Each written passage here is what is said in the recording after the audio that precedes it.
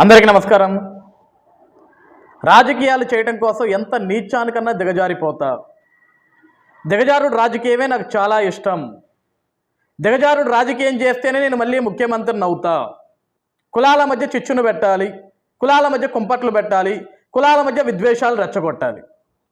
ఇది Pulivendula MLA YS Jaganmohan Reddy వైఖరి.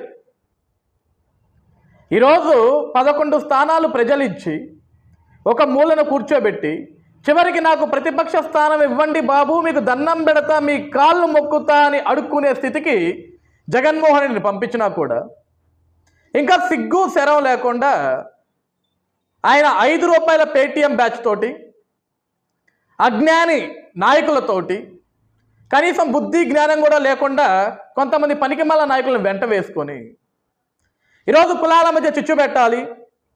చంద్రబాబు నాయుడు గారు ఈరోజు తెలుగుదేశం పార్టీ లేకుంటే చంద్రబాబు నాయుడు గారి కులానికి సంబంధించిన కొంతమంది వ్యక్తులు మందకృష్ణ మాదిగ గారిని అవమానించారు. దళితులంటే మీకు అంత చిన్న చూప? ఇదేనా మీరు ఇచ్చే దళితులకు ఇచ్చే గౌరవం? మందకృష్ణ మాదిగ గారికి అంత అవమానం చేస్తారా మీరు? ఒక మాదిగ కులస్తుడని చెప్పేసి మీకు అంత చులకన భావన? ఈ టైపులో అనేకమైన ఫేక్ ప్రచారాలు వైఎస్ఆర్సీపీ సోషల్ మీడియాలో చెప్పించాడు జగన్మోహన్ రెడ్డి. మొన్న వెంకయ్య నాయుడు గారి ఇంట్లో పెళ్లి జరిగిన సంగతి మనందరికీ తెలిసిన విషయం. ఆ పెళ్లికి అతిరథ మహారాజులు అందరూ వెళ్ళారు. పూజ్యులు పెద్దలైన మందకృష్ణ మాదిగ గారు కూడా వెళ్ళారు. వెంకయ్య నాయుడు గారు చాలా అద్భుతంగా రిసీవ్ చేసుకున్నారు. పెళ్లి కొడుకు పెళ్లి కూతురికి పరిచయం చేశారు. అందరూ సంతోషంగా మాట్లాడుకున్నారు. ఆ తర్వాత భోజనానికి వెళ్ళారు.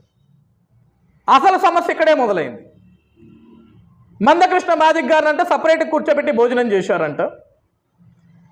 ఆయన తక్కువ కులవాడు కాబట్టి కమ్మ కులం వాళ్ళందరూ ఒక పక్కన కూర్చొని, లేకుంటే విఐపి వాళ్ళందరూ ఒక పక్కన కూర్చొని మందకృష్ణ మాదిగ గారిని సపరేట్ చేశారు.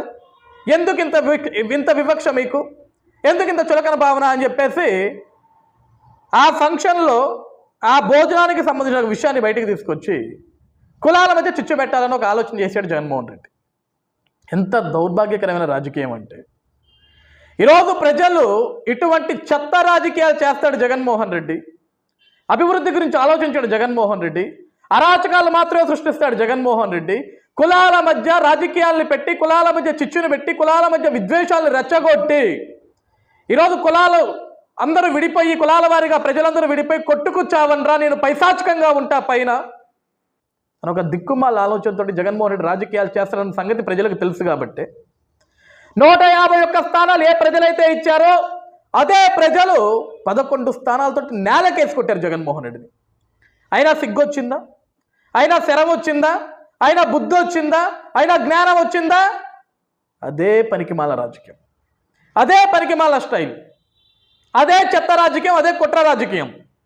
కులాల మధ్య చిచ్చు పెట్టాలి. మందకృష్ణ మాదిగ గారిని నారా లోకేష్ గారు అవమానించారు, చంద్రబాబు నాయుడు గారు అవమానించారు, విఐపీలు అవమానించారు, వెంకయ్య నాయుడు గారు అవమానించారు. మందకృష్ణ మాదిగ అంటే మీకు అంత చిన్న చూపున? ఆయనకి భోజనం పెట్టే విధానం ఏంటి? అందరేమో బంగారు పల్లెల్లో తింటారు, వెండి పల్లెల్లో తింటారు, ఆయనకు మాత్రం ఇస్తరాకులో పెడతారు అన్నం మీరు. ఈ టైపులో ఒక చిల్లర రాజకీయానికి తెరదీసింది వైఎస్ఆర్సీపీ పార్టీ, జగన్మోహన్ రెడ్డి. ఆయన ₹5 చిల్లర బ్యాచ్ తోటి అసలు ఆ రోజు ఏం జరిగింది? ఆ రోజు నిజంగా మందకృష్ణ మాదిగ గారికి అవమానం జరిగిందా? వెంకయ్య నాయుడు గారి పెళ్లిలో అవమానం చేశారా?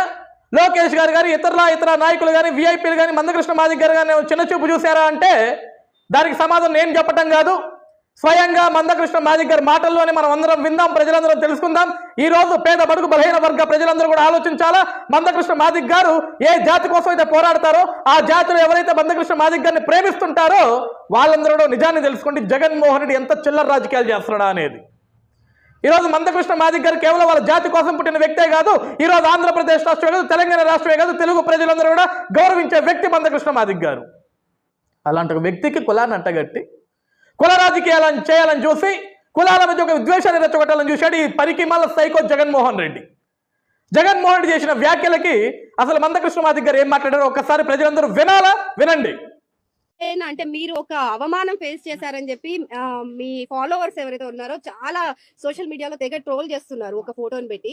అంటే రీసెంట్ గా మీరు వెంకయ్య నాయుడు గారి మనవడి పెళ్లికి హాజరవ్వడం జరిగింది.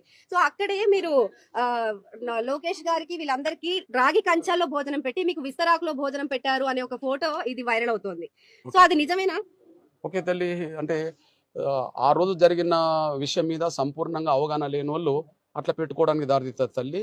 కానీ జరిగింది ఏంటంటే, నేను ఒక 150 మందితో కూడిన కార్యకర్తలతో కూడా నేను వెళ్ళాను. నేను వెళ్ళేటప్పటికి పెద్దయిన వెంకయ్య నాయుడు గారు బయటనే ఉన్నాడు. నన్ను చూసి నాతో పాటు వేదిక మీదకి వచ్చేసాడు. ఆ పిల్లలకు నన్ను పరిచయం చేశాడు. పరిచయం చేసిన తర్వాత మేము భోజనానికి వెళ్ళాలి. అప్పటికి లోకేష్ గారు రాలే, అప్పటికి దత్తాత్రేయ గారు రాలే, అప్పటికి వీఐపీలు ఎవరు లేరు. కానీ నేను మళ్ళీ అక్కడ నేను 1-2 గంటలు ఉండడానికి నాకు అవకాశం లేదు. నేను మళ్ళీ వెంటనే షెడ్యూల్ ప్రకారం నేను విజయవాడకు చేరుకోవాలి. కాబట్టి నేను ఒక్కరిని తినాలన్నా 150 మంది తినాలన్నా, అప్పటికి ఏ వీఐపీ రాలేదు. కాబట్టి నేను ఎక్కడైతే నా సాధారణ కార్యకర్తలు భోజనం చేస్తుండ్రో నేను అక్కడికి వెళ్ళి వాళ్ళతో నేను తినాలి. నేను కార్యకర్త స్థాయి నుంచి కింద వచ్చాను తల్లి. నేను పోయి ఒక వీఐపీ దగ్గర కూర్చొని నా ఎంబడి వచ్చిన కార్యకర్తలు 150 మంది ఇంకో దగ్గర కూర్చుంటే ఎవరికి అవమానమో లేదు, కానీ నాకు అవమానంగా భావించుకుంటుంది. నా కార్యకర్తలతో భోజనం చేశాను, నేను వెళ్ళిపోయాను. నేను వెళ్ళిపోయిన తర్వాత జరిగిన ఘటన వాళ్ళు 4 కూర్చొని వీఐపీలు కూర్చొని భోజనం చేసిన అనుకో, దానికి దీనికి సంబంధం ఏం తల్లి? అక్కడ జరిగింది ఆయన ఇష్టపూర్వకంగానే విస్తరాకులో తినడం జరిగింది, అంతేగాని నా ఎంబడి 150 కార్యకర్తలు ఉన్నప్పుడు, నా ఎంబడి కార్యకర్తలు ఉన్నప్పుడు నేను మళ్ళీ తొందరగా వెళ్ళిపోవాలన్నప్పుడు నేను ఎక్కడ తినాలి? నా కార్యకర్తల మధ్యలో తిని నేను వెళ్ళిపోవాలి కదా. నేను వెళ్ళిపోయినప్పుడు వీఐపీ లెవెల్ రాలేదు కదా, అది విషయం. విన్నావా జగన్మోహన్ రెడ్డి?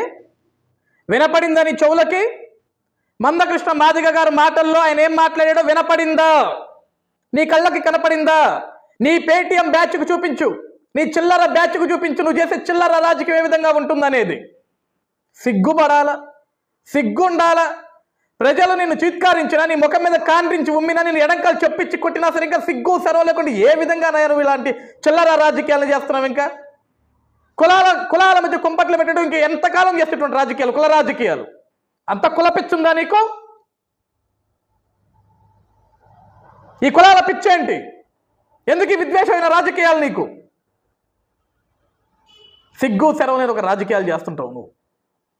ఏం బ్రతుకుతున్నావు నువ్వు ఆంధ్రప్రదేశ్ రాష్ట్రంలో? ఇంకా జరిగిన వాస్తవాలన్నింటినీ కూడా వక్రీకరించి, లేనిది ఉన్నట్లుగా ఉన్నది లేనట్లుగా కల్పించి, అభూత కల్పన చేసి ప్రజల మధ్య ఒక విద్వేషాన్ని రెచ్చగొట్టాలి, లేకుంటే కమ్మ కులం మీద ఒక బురద వేయాలి. ఏం తక్కువ చేసింది కమ్మ కులం నీకు? ఏం అవమానం చేసింది చెప్పు? ఎందుకు కమ్మ కులం అంటే నీకు అంత కోపం, అంత కక్ష? 2019లో ఒక్క అవకాశం నాకు ఇవ్వండి, ఒక్క ఛాన్స్ నాకు ఇవ్వండి, మీకు దండం పెడతాను, మీరు ప్రాధాయపడతా అంటే ఆంధ్రప్రదేశ్ రాష్ట్రంలో ఏ కమ్మాడు నీకు ఓటేయలేదా? ఏ కమ్మాడు ఓటేయకుండా నువ్వు గెలిచావా? నీ పక్కన ఉన్న కొడాలని ఎవడు కమ్మోడు కాదా? నీ కోసం బూతులు తిట్టిన పోసారి కృష్ణమూర్తి ఎవడు కమ్మోడు కాదా? నీ కోసం బూతులు తిట్టిన వల్లవేణి వంశీ ఎవడు కమ్మోడు కాదా? నీ పార్టీలో కమ్మోలు లేరా? ఈరోజు నువ్వు నీ కులపెచ్చ, నీ సైకోతత్వం, చివరికి లండన్ మందులు వాడుతున్నా సరే నీ పిచ్చి తగ్గట్లేదు నీకు. ఇంకా పనికి మళ్ళా చిల్లర రాజకీయాలని చేసి ఒక దిక్కుమాల దూరంలోకి వెళ్తున్నావు. ఈరోజు ఆంధ్రప్రదేశ్ రాష్ట్ర ప్రజలందరూ కూడా గమనించండి. ఆల్రెడీ ఒక సమాధానం ఇచ్చో జగన్మోహన్ రెడ్డికి. ఇటువంటి ఒక పనికి మాలోడు ఇటువంటి ఫేక్ పోస్టులు క్రియేట్ చేసినా, ఫేక్ మెసేజ్లు పెట్టినా సరే మీరు వాటిని నమ్మకండి. ఎందుకంటే జగన్ అనేవాడు ఒక సైకో. అబద్ధాలకి కేర్ ఆఫ్ అడ్రస్, అరాచకాలకి కేర్ ఆఫ్ అడ్రస్. ఆయన బ్రతుకంతా అబద్ధాలు చెప్పటం, లేకుంటే కులాల మధ్య, ప్రాంతాల మధ్య, మతాల మధ్య విద్వేషాలు రెచ్చగొట్టడం, వాళ్ళందరి మధ్య గొడవలు పెట్టడం, మనమందరం కొట్టుకుంటుంటే, మనమందరం తలలు బగలు కొట్టుకుంటుంటే ఆ కొంపలో కూర్చొని పబ్జీ గేమ్ ఆడుకుంటూ పైశాచికంగా నవ్వుతూ ఎంజాయ్ చేస్తాడు ఈ జగన్, ఈ సైకో జగన్. జగన్ గుర్తుపెట్టుకో, నువ్వు చేసిన తప్పుకు ఆల్రెడీ ప్రజలని చెప్పుతోడు కొట్టారు. ముందు ఇంకా దేంతో కొడతారు ఒకసారి నువ్వే ఆలోచించుకో. ఇప్పటికైనా సరే నీ సిగ్గుమల రాజకీయాలు మానేసి ప్రజలు ఇచ్చిన తీర్పుకి గౌరవించి చేతనైతే అసెంబ్లీకి రా, లేకపోతే అన్నీ మూసుకొని ఇంట్లో కూర్చో.